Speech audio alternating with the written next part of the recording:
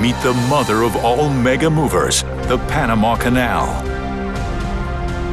For a century, it's been the shipping shortcut around the world.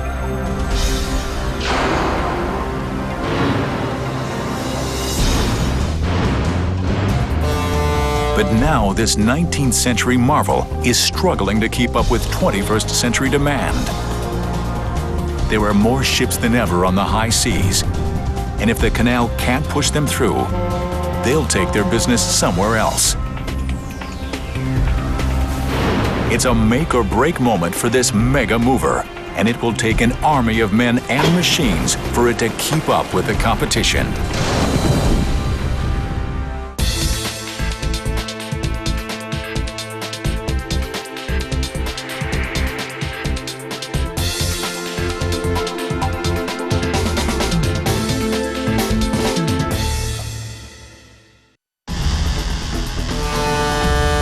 Ships the size of skyscrapers, hauling massive loads and facing tight deadlines. They're jam-packed in one of the world's busiest waterways, the Panama Canal. Nearly 200 million tons of goods, from food to electronics to fuel, cross this narrow waterway each year. Sliced through Central America, the canal links the Atlantic and Pacific Oceans. Instead of a 4-week trek around South America, vessels cut across in 10 hours. But that's not all. This engineering marvel does something unbelievable. It lifts ships 85 feet up and over a mountain range. The man-made passage is one massive mega mover, powered by an ingenious lock system and a team of mighty machines. It boosts ships nearly 8 stories and across an entire country. 2 lanes, each made up of 3 narrow lock chambers, lift or lower ships on each side. In between the locks, vessels must tackle sprawling Gatun Lake and the snake-like Gaylord Cut. But the canal is more than a shortcut. It's also a business. And these ships are the customers, paying up to $250,000 for one-day transit. But the aging canal is facing its biggest challenge in a century, keeping up with modern-day demand. The number of ships using it has skyrocketed from 1,000 a year in 1914 to 14,000 today. Delays and congestion are common, so more ships are turning to the canal's competitor, the Suez Canal in Egypt. The wider, deeper waterway can handle more traffic and bigger ships. If Panama wants to keep pace with its competitor, the canal must push through more ships than ever before. And 2 giant vessels are already speeding toward it from opposite directions. Both will push the canal's machines to their limit. The southbound container ship, the Maersk, is heading from the U.S. East Coast to the Far East. And she's anxious to be on her way. Stretching nearly 1,000 feet long and 100 across, she's classified as a Panamax, the biggest ship the canal can handle.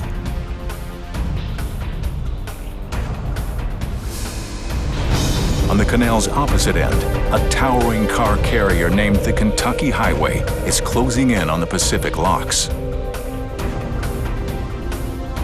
The northbound ship is delivering vehicles from Japan to the southern United States. But the ship's staggering 10-story height makes her... If she runs into trouble, the traffic could back up for miles. As if that weren't enough, the canal is up against another challenge, one it hasn't faced here in 15 years. At sunset, crews must replace a 4-story, 400-ton gate at the Atlantic locks. This is a job for the floating crane Titan. But to install the gate, Titan will block the entire lane, cutting traffic flow in half.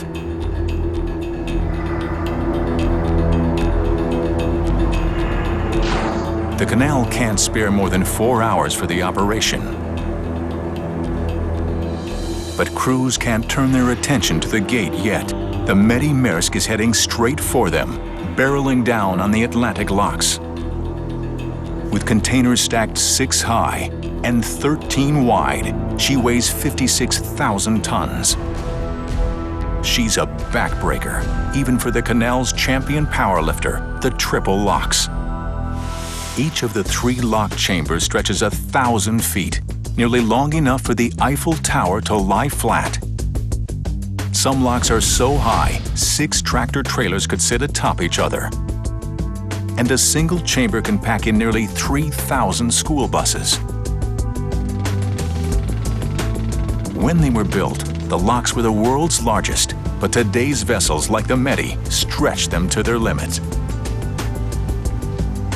The container ship will have just 17 feet to spare on either end, and just 24 inches on the sides.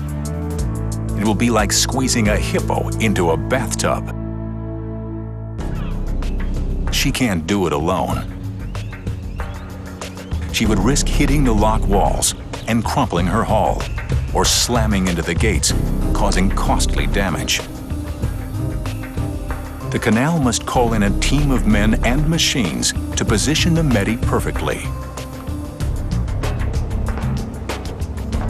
6 a.m., the Canal's elite pilots take the helm. They must train for 8 years before navigating this tricky waterway. Welcome to the Panama Canal. Thank you, sir. Captain Eric Christensen has successfully steered this container ship 10,000 miles from Hong Kong. Chief mate. But even the most experienced captain must relinquish control here. Okay, Roger. The Medi is too big for just one pilot. She needs 3. Stationed on the wing, bridge, and bow, the pilots can't take their eyes off any part of her, even for a second. Raoul Foyer is the bow pilot. We're trying to drive steel ships into concrete boxes, and in here, Time to rein her in. 2 rowers attach the ship to the approach wall.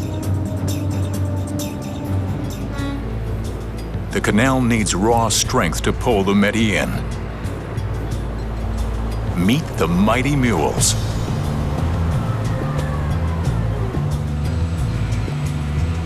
They may look mini next to the ship, but they pack a powerful punch. Each one can pull 35 tons, enough force to hold 9 SUVs. But at 56,000 tons, the Medi's so heavy, 8 mules strain to pull her forward, without smashing the sides. There are inches to spare.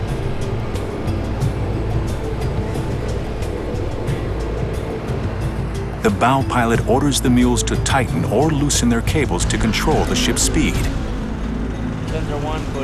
so what I'm doing is basically playing with vectors, like in school, you know, and so I'm, pulling, letting go a little bit on one side and pulling on the other side.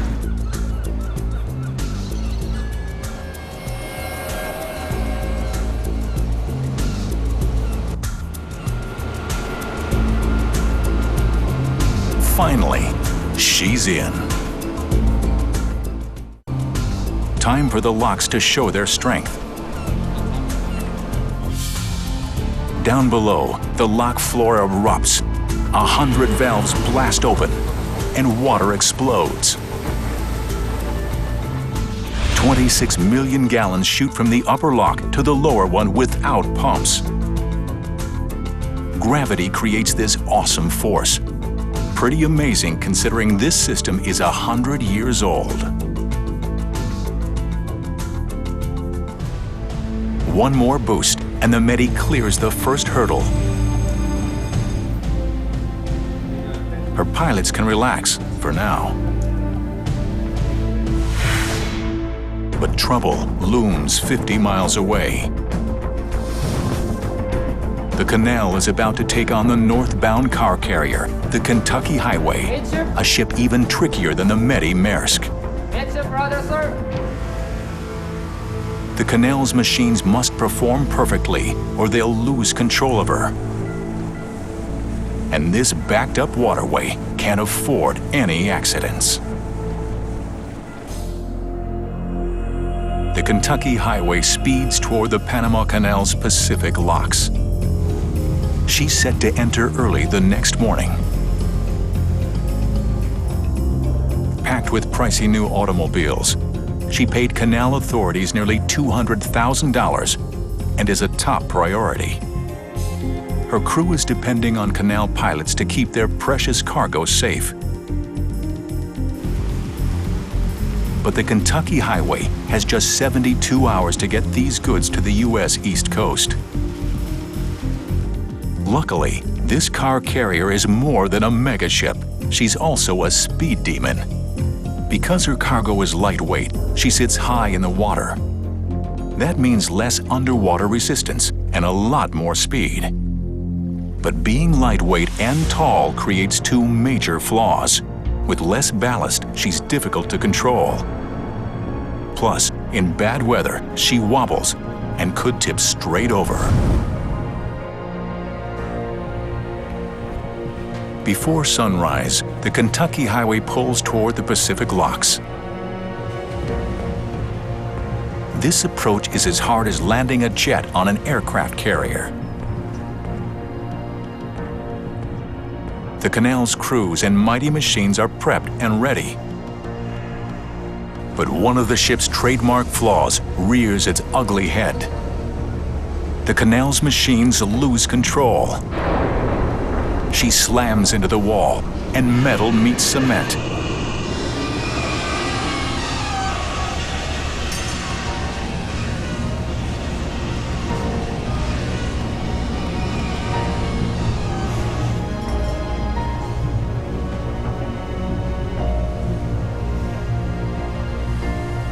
Fortunately, the ship is not seriously damaged. The pilots can't dwell on the collision. With ships lined up behind them, they must steer the Kentucky Highway through the narrow locks. The ship must pass through 3 locked chambers. The first is at sea level, but the Canal's waters are 85 feet above sea level.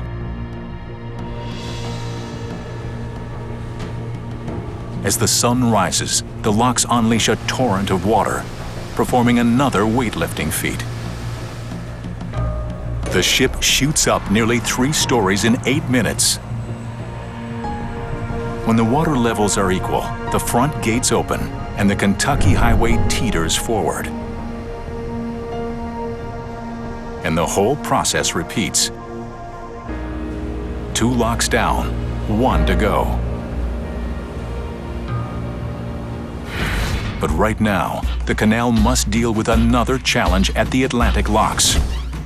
A 400-ton gate is ready to be installed. The Canal can't perform this major maintenance without a power lifter. Enter Titan. Standing 23 stories high, this floating crane is on a tight schedule. Gate installation used to take 10 hours. Tonight, Titan will attempt it in 4. Even that brief a holdup will stop 6 ships from transiting, costing the Canal more than $300,000. This operation won't be easy. Titan must connect the gate in 2 places. The first is underwater where the gate pivots. The second is above water on a narrow hinge. And each gate is enormous, standing an average of 6 stories high and weighing as much as 3 747s. Before Titan gets moving above water, the Canal's divers need to make sure everything's ready below the surface. The head diver takes the plunge. His sidekick, a motorized diving camera, is lowered in after him. With other divers watching from above, the head diver checks the lock wall. It must be in perfect condition for the gate to be watertight. Now, down to the very bottom to make sure the underwater pivot point called a pintle ball is clear. Rocks or debris could block installation. Everything is set. The divers are done for the day, but the motorized camera sticks around just in case. 50 miles away on the Pacific side of the canal, the Kentucky Highway is in the final lock chamber preparing to exit. But mules no longer control the ship, and in these narrow confines, the risk of collision is high. As the pilot pulls away, both he and the captain realize they have a serious problem.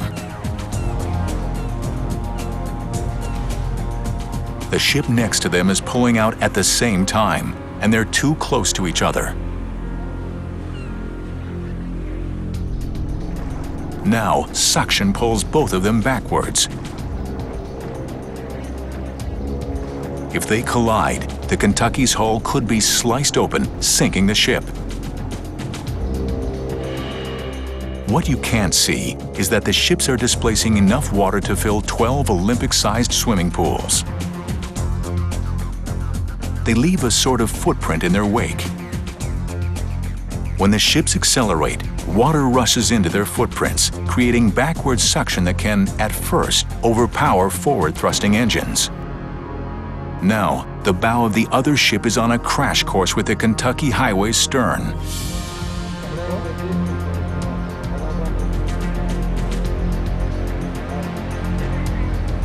The Kentucky Highway is sandwiched between the approaching ship on one side and moored vessels on the other.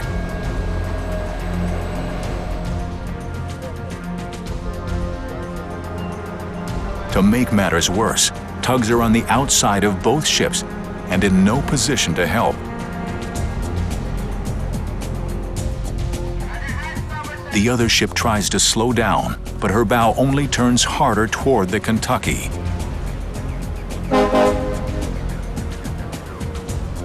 The Kentucky's pilot gives the order to thrust forward.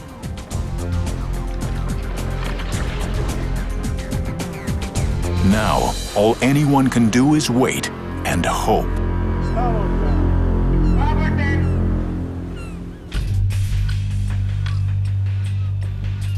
There is only one place in the entire Panama Canal where giant ships meet head-to-head: Gatun Lake.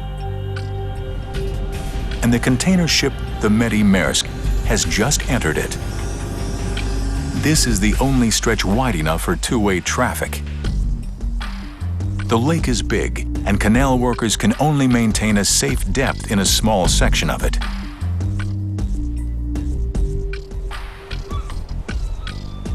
Turns here are so tight, ships are often on a collision course with one another. Starboard 20. And with a record number of container ships in the lake, the pressure is on to navigate perfectly.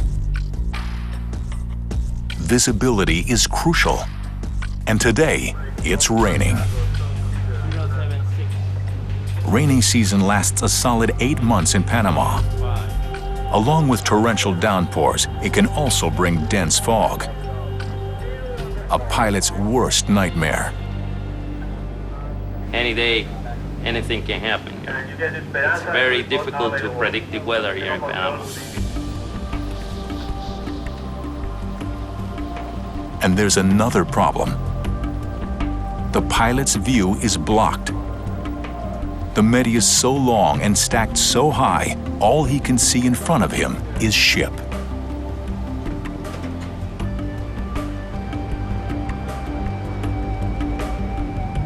The pilot uses buoys in the lake to navigate. Usually, he can see 8 buoys. But because of the rain, he can only see 3. When we cannot see the buoys, then we are in trouble. You don't feel like you know where you are, even with the radar. It's kind of scary. So the Panama Canal has equipped their navigators with high-tech tools. Specialized laptops outfitted with GPS and maritime databases pinpoint the pilot's vessel and other ships in the canal.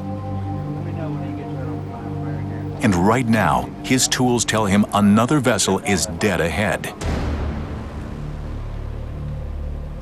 In other waters, the crew would never navigate this close to another ship. The risk of collision would be too high. With the gaps between the ships closing fast, the pilot must multitask at every moment. We have to be listening to the radio to see what's happening ahead. If the visibility is reducing or is increasing or if the times are changing, we have to be listening to the radio all the time and be aware of the weather. Make ship steady. Steady. What's your heading now? 126. 128. 128. He never knows when disaster could strike. Go ahead. And these 2 container ships are meeting at the worst possible place, a sharp turn. East to 10. East to 10. Main ships. Main ships. The pilot increases the Medi's speed for better control and a faster turn. Tries to stay away from him, looking at the buoys and not too close to the buoys, not too close to him. Just try to stay in the center. Everyone watches with apprehension. Both pilots have huge blind spots. The Medi's pilot can't even see the other ship until it's a few hundred feet away. It's like 2 tractor trailers passing within feet of each other. But they make it. The crew can't breathe a sigh of relief yet. The rain is getting worse. I said that there is no visibility here in Gatun Reach, over. In zero visibility, ships must stop completely. Even with GPS, navigation is impossible. And waiting for the weather to lift could take all night. The rain has already put the Medi Maersk and her goods behind schedule. The canal can't afford another delay. The Medi is a high-paying customer, and the canal has promised her passage by day's end. The pilot calls to a vessel ahead of him, hoping for good news. Yeah, okay. Is that getting worse or improving over there? Well, for me, it's getting worse. It was better by some problem, but now looks like it's gonna lighten up from east to west. I can see the east a lot better than I can see the west door. Okay, Roger. Seems like it's improving around here, but you said it's getting worse over there. So. With the narrowest, most difficult part of the canal fast approaching, the pilots must hope for the best and prepare for the worst. The link between the Panama Canal's Gatun Lake and the Pacific Locks is called the Cut. It's the one stretch that intimidates even the most experienced navigators.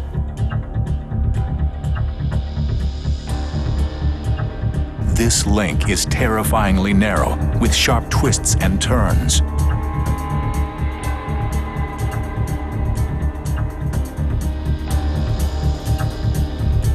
The sides and base are solid rock. One wrong move could slice a ship's hull straight open. That's what happened to this bulk carrier in 2001. It scraped bottom, and the hull flooded, partially sinking the ship. Blasted directly through the Continental Divide, the Cut sits on 2 tectonic plates. Constant geologic activity has created especially unstable rock. As a result, several 100 million tons of soil above ground tumble into the cut every year. The only way to keep the passage clear is with the world's biggest underwater earth movers. Meet the demolition duo. Baru, one of the newest, most powerful drill barges on the planet. And the Christensen, the biggest dipper dredge boat in the world. Together, the Canal's dredging team has moved more dirt than original crews did to build the entire canal.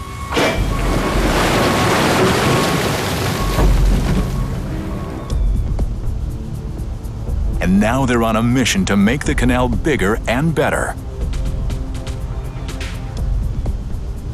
The goal? Get the canal ready for the next generation of super ships. Container ships like the Savannah Express are 100 feet longer than the Medi Maersk and 30 feet wider. And vessels are only getting bigger. There are more orders for post-Panamax, the larger size, the ones that cannot fit through the canal. Those are the ones that are in order, and so if we don't follow along with those trends, we're going to be left behind. Panama is already losing customers to the Suez Canal, the only other shortcut between Asia and the U.S. East Coast. The route takes longer, but the Suez is bigger and by some accounts, cheaper.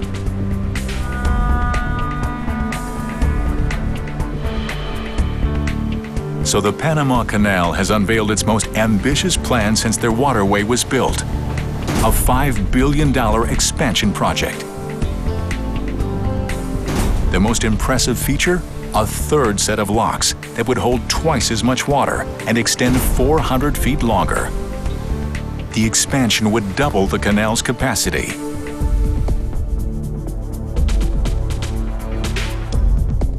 But that means the cut needs to get bigger too, both for future ships and today's giant fleet.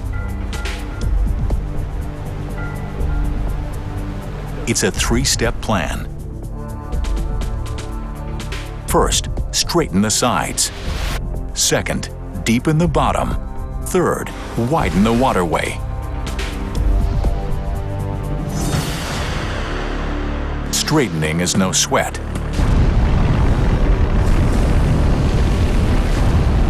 Land-based crews obliterate the cut's sides with explosives.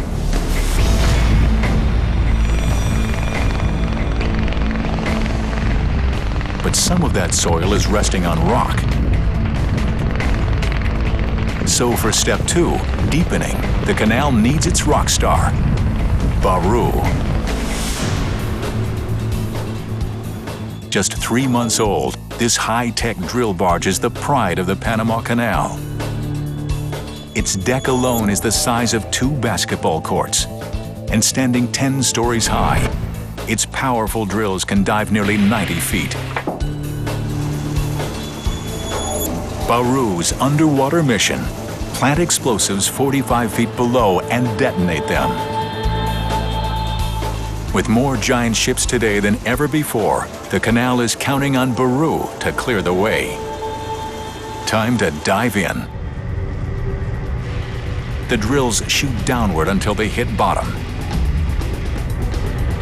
It's heavy metal versus rock. The drill bits bore 30 feet deeper. Now, time for the explosives. Each of these yellow tubes contains 7 pounds of explosives. But the crew needs to pack a whopping 140 pounds into the bar. They attach a detonation line, and the explosives head underwater.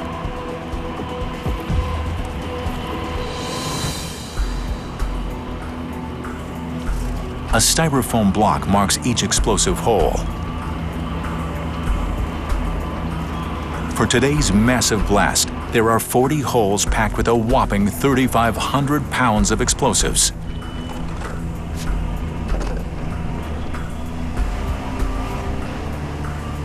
Time to get out of the way. The Baru and everyone else above water have 5 minutes to steer clear. They must squeeze the blast in between transiting ships. If a boat is within 2,000 feet, it could be hit by flying rock. 3, 2, 1.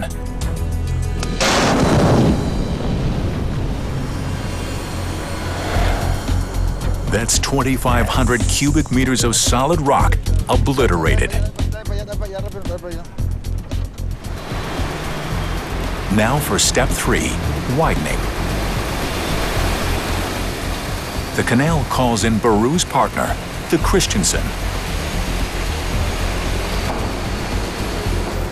Weighing in at a whopping 4,200 tons, this dinosaur-like machine is the world's biggest dipper dredge. Her crowning feature? A massive head that can lift the weight of 8 school buses. She works 24/7 deepening the cut, continuing a century's worth of dredging.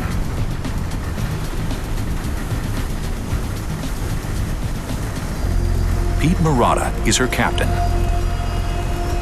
If we stopped dredging within a year or two, there wouldn't be enough water to pass the size ships that we pass now. The soil and silt are no problem for the Christensen's giant mouth, but there are some things even she can't swallow. Often, the Baru's blasts create boulders that won't fit through the Christensen's mouth. Left alone, the boulder could tilt in the churning waters of the cut and gash a ship's hull. The crew has to blow it up, something they tend to enjoy.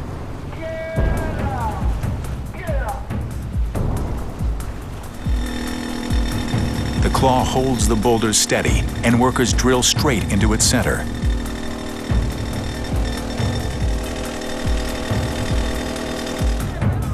The foreman carefully inserts 3 packets of explosives and gingerly pushes them in. The boulder is lowered just below the water's surface. And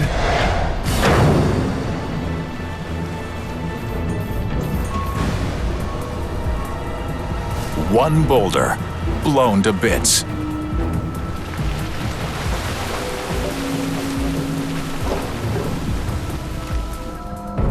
The cut is ready for the Kentucky Highway. But back at the Pacific Locks, the Kentucky Highway isn't ready for the cut.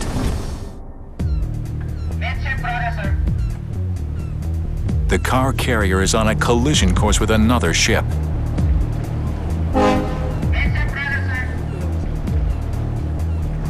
The Kentucky's pilot fights to pull her forward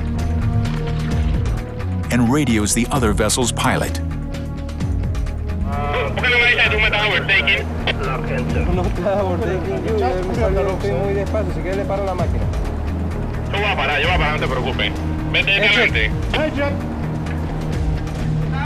The other ship stops, and finally, the Kentucky's stern clears. But that was way too close for comfort. In the Panama Canal's Gatun Lake, the rain is still coming down, drastically reducing visibility. And the container ship, the Megastructures, is in the thick of it. The head pilot has been on duty for 8 stressful hours. Now, he must hand over control to the final pilot. GPS shows the Medi must cross paths with one more container ship before entering the cut.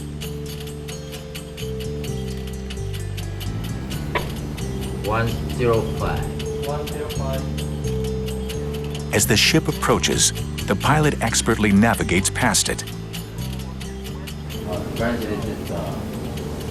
The Medi has finally reached the end of Gatun Lake. Next up, the cut. But the bad weather has put her behind schedule. Even if things go perfectly, she may be stuck in the canal all night. And she can't power ahead yet. the Kentucky highway is entering the cut on the opposite end. She's paid a premium to get through faster. But this car carrier is even harder to handle in the cut than she is in the locks. On sharp turns, the front looks perfectly stable, but the tail swings drastically and tilts. The Kentucky encounters her first hard turn. All the time you worry. You have to keep an eye, especially with these car carriers. Javier de Orbegozo has been a Canal pilot for 16 years. His orders will make or break this ship's passage.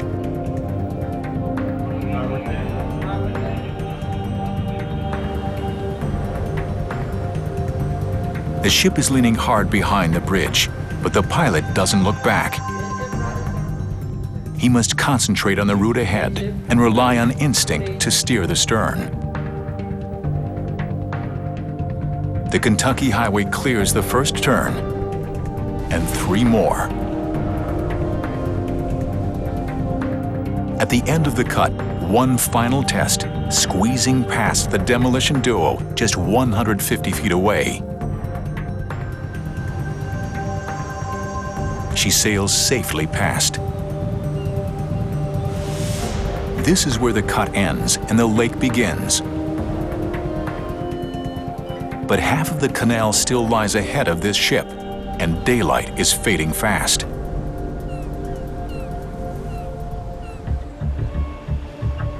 At the canal's Atlantic locks, the mighty floating crane Titan is pulling in. The crane is hauling a newly refurbished gate that's ready to be reinstalled. And Titan's crew is up against the gun. The canal needs them to clear the lane by midnight to avoid any further costly traffic backups.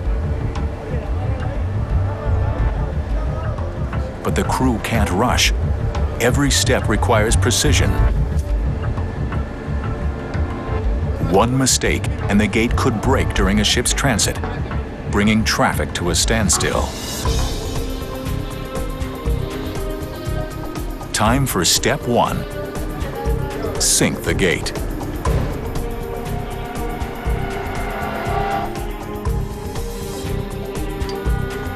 Step 2. Titan must balance the gate on the pintle ball, the bottom pivot point. Titan's powerful hydraulic lifts push the gate forward.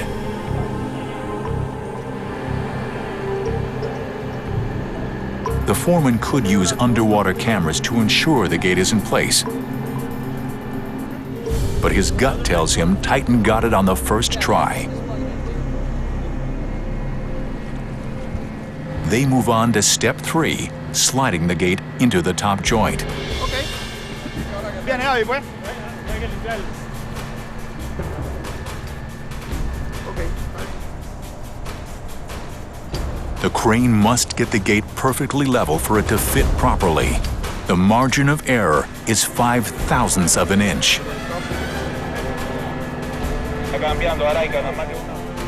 How do you level something this massive? The crew has tried GPS, lasers, and other state-of-the-art toys. The most reliable tool? Believe it or not, a $2 level. The foreman checks, and the gate looks good. He calls on Titan to move the gate in.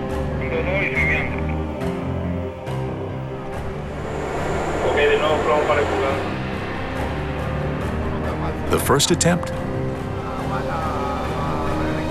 Not quite.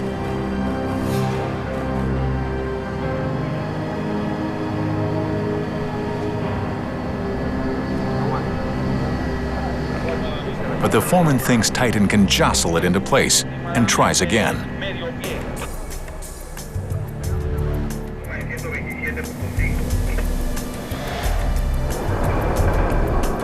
Abruptly, he tells Titan to stop. The crane barely brushed the gate against the lock wall, but it was enough to crumble concrete. Now, the crew questions whether the gate was sitting correctly to begin with. Luckily, a diver is standing by. Time for the underwater camera to get in on the action. It dives down and shows that Titan got it right. The gate is on the pintle ball. But there's bad news. That brush with cement broke part of the wall away. And now, that piece is sitting where the gate will eventually nest.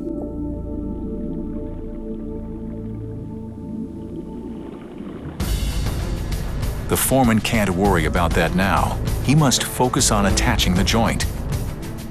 He is frustrated. A task that can take as little as 30 minutes has now taken twice that. And the gate isn't even in place. The crew feels the pressure. Ships are fast approaching. They say Titan has never had this much trouble aligning a gate. The entire operation is behind schedule.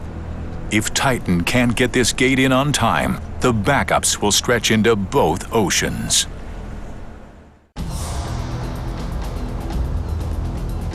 In the Panama Canal's infamous Gaylord Cut, the Megastructures gets a pleasant surprise. The rain has finally stopped. But rough weather has put this container ship behind schedule. And the pilot can't floor it. The only safe speed here is an agonizing 9 miles an hour. He takes turns cautiously, mindful of the rocky bottom that could gash the ship's hull. But the demolition duo did their job well. The Medi proceeds without a single scrape. The Centennial Bridge means one thing: the Megastructures has made it through the cut. The Pacific locks are up next. But the sun is setting, and it's dangerous for the Medi to attempt the locks in the dark. Canal authorities decide they must push the ship through. Ports around the world are relying on her.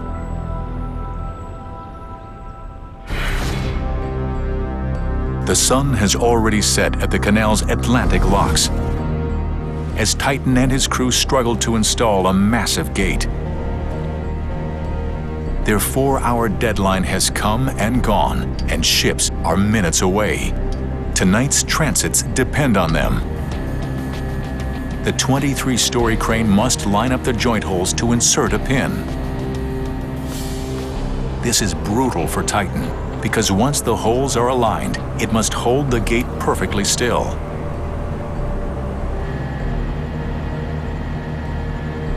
A little wiggling.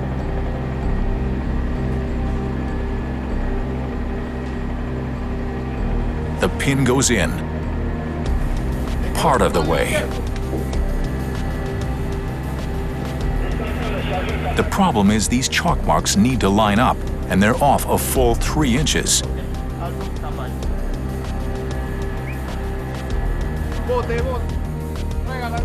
Now, the workers must rotate a 500-pound pin. It's one challenging leg press. But it works.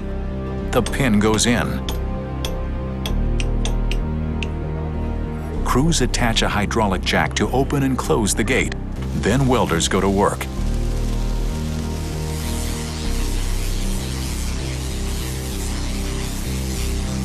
After a grueling 4.5 hours, this 400-ton gate is set.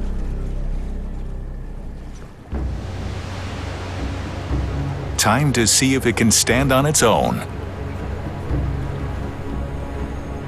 Titan's claw releases. And success. The gate is secure. But the million-dollar question, does it work? Absolutely. The powerful gate hits the chunk of concrete and crushes it. Nothing is getting in this gate's way tonight. Titan exits and takes a bow.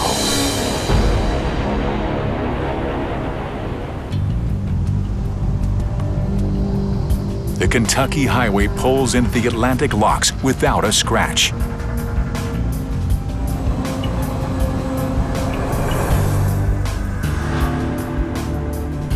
Two more steps down, through one final set of gates, and she is back in open water, heading toward her final destination.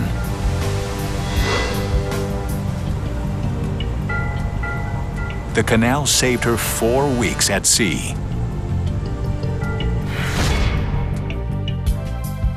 At the Pacific locks, the Medi makes her final exit, giving the canal crew something big to celebrate.